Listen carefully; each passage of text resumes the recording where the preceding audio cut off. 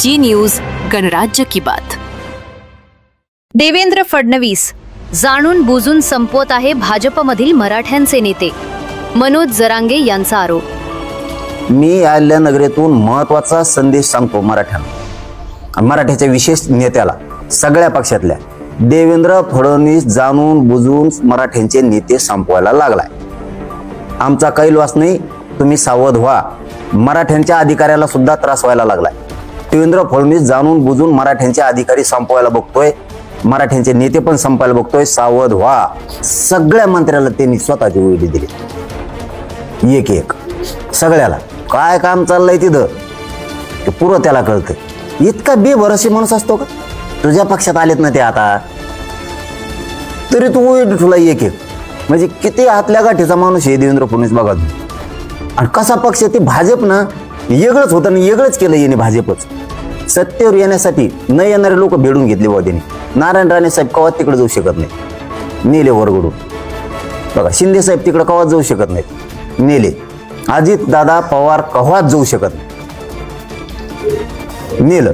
अशोकराव चव्हाण साहेबाचे 3दा मुख्यमंत्री झालेले, असा माणूस जाऊ शकत नाही मेलं तरी।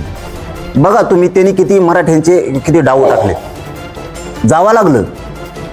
थोरात बघा तुम्ही, निंबाळकर बघा, राजे घराणे बघा, तुमचं अहिल्यानगरचंच उदाहरण घ्या की ज्यांनी हे आपले पालकमंत्री विखे साहेब, अरे हे किती दिवस तिथं काँग्रेसमध्ये मंत्री, त्याने काय गृहमंत्री बघितलेला नाही केंद्राचा, बघितला नाही का? शिवराजसिंह पाटील बघितले, त्याच्यानंतर सुशीलकुमार शिंदे बघितले, केंद्रीय मंत्रीच बघितले त्यांनी, पण जावं लागलं।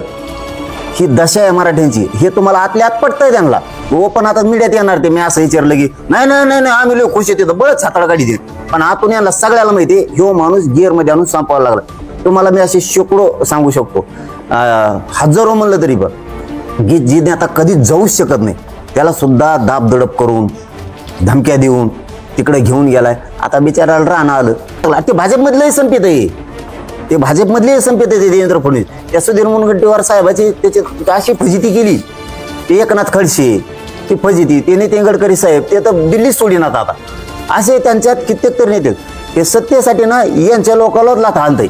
असे किती का तुम्हाला यादीच देईन मी, भाजपमध्ये सुद्धा का धरलेली। आता मला भाजपचे काही फोन करते, तुम्ही येऊ करून काढ म्हणून मला हे लफडं सांगायची वेळ आणली बा तुम्ही। मला भाजपचे फोन करते आता, ते म्हणजे हा बघ आमचे कोणाचे 5 लाखाचे कोणाचे 20 लाखाचे कामं गुतलेले आहेत, आम्ही तिकडे येतं, आरक्षण आमच्या लेकरा बाळाला लागतंय, मस्त आम्ही सत्तेत येत, आमचे पोरी आम्हाला शादेत येत। जर 29 मुंबईला नाही आलो तर, मराठीच्या लढ्यात सहभागी नाही झालो तर, पण परिस्थिती अशी झाली म्हणे, सांगायला बरं का, खरं सांगतो मी तुम्हाला, हे लावू नका का लावणार आहे तर ते म्हणे चालूच आहे, ते म्हणले की आम्ही इथं नाही दिसणार पण मुंबईत दिसू, कारण आमची परिस्थिती लय वाईट झाली म्हणे, इतके आतल्या गाठीचे म्हणे ते हुक टाकी देत म्हणे, आणि उगा काम गुतून घेतात, हे करून घेतात। म्हणजे मराठ्यांना सुद्धा आता सत्ताधाऱ्याला सुद्धा कळायला लागले। आणि मी तुमच्याशी कधी खोटं बोलत नाही म्हणलो, डायरेक्ट म्हणतो हे येणार, हे सत्ताधाऱ्यातले मराठी येत नाही डायरेक्ट म्हणतो, पण ते आता आतून त्यांच्या लक्षात आले, मग ते विचारे हळूच माणसं पाठीत येत त्यांची, ते नाही येत माणसं पाठीत। आम्ही तुम संग्रह बरोबर पाटील, कारण आम्हाला कळालंय आता हे आमचं एकाचं गेम करायला आहे, कसा निधी द्यायला आहे। तुम्हाला एक उदाहरण सांगू, मी आतापर्यंत म्हणलो का कधी, जालन्यात अशी परिस्थिती झाली, म्हणजे ओबीसीचे जिथं मंत्री केले ना ते जाणून बुजून मराठ्याच्या भाजपच्या त्रास द्यायला लागले। डायरेक्ट येऊन म्हणला अंतरवली ते म्हणे या पट्ट्यात भाजप वाढवणं इतकं कठीण होतं, तरी मी 25-30 वर्ष लढलो। आता त्यांचा एक हागर येते आणि ते म्हणतात तुम्हाला देऊ का 10-20 लाखाचे काम, 30 लाखाचे। आमचा पालकमंत्री ओबीसीचा काय तुम्ही लावलंय फडणवीस, कसा पक्ष वाढायचा। मी तर मराठ्याचे एक कार्यकर्ता नाराज व्हायला लागलाय, भाजपमधले मोठमोठाले।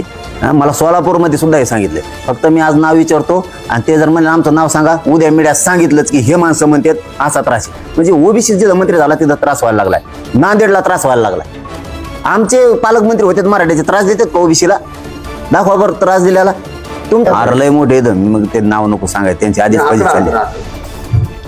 तरी आमदार खासदार मिळून सगळे मला 30-32 जणांचे तरी फोन आले असे आहेत म्हणून, आणि त्यांच्याच पक्षातले काय तर मंत्री सांगायचे आम्हाला ओढी दिलाय, कामच करता येणार म्हणे, नाव सांगितलं का पचकावून पण कामच करता येणार। आणि खरं आहे हो, ते दुःख आहे आता माझ्या पोटात नाही राहत म्हणून मी तुम्हाला सांगितले, पण आता राजकारणात संकेत असते तुम्ही ते सांगायचे नसते, मला संकेत आणि फंकेत काही कळत नाही, आलं की धाडकून सांगून देतो मोकळा होतो।